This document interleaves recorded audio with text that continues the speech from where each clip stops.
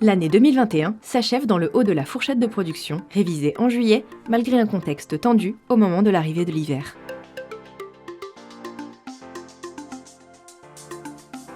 La campagne d'arrêt de 2021, encore impactée par les glissements de la programmation de l'année 2020, a été l'une des plus denses jamais connues sur le parc.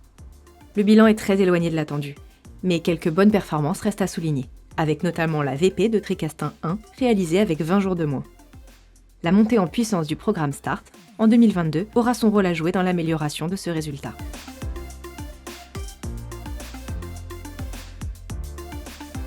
Dans le domaine de la sûreté, les résultats se sont particulièrement dégradés à partir du mois de septembre 2021, et ce, jusqu'à la fin de l'année. Par rapport à 2018 et 2019, une tendance à l'amélioration est toutefois à souligner, bien qu'elle ne soit pas aussi rapide qu'attendue.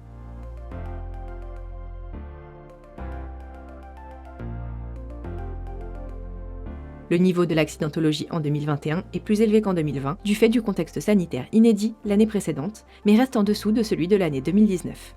À noter, 60% des accidents survenus concernent le plein-pied et des situations de malaise.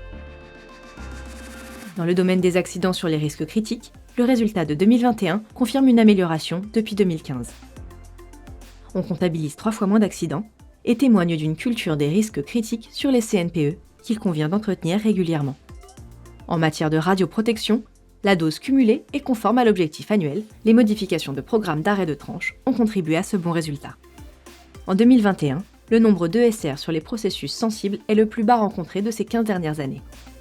Le renforcement du pilotage de ces processus a permis d'obtenir cette baisse significative. Enfin, le nombre d'événements de confinement liquide a encore baissé cette année avec 66 événements contre 78 l'an dernier. C'est la preuve que les plans d'action confinement liquide sont efficaces. Mais c'est encore trop, car un seul événement peut marquer durablement l'environnement.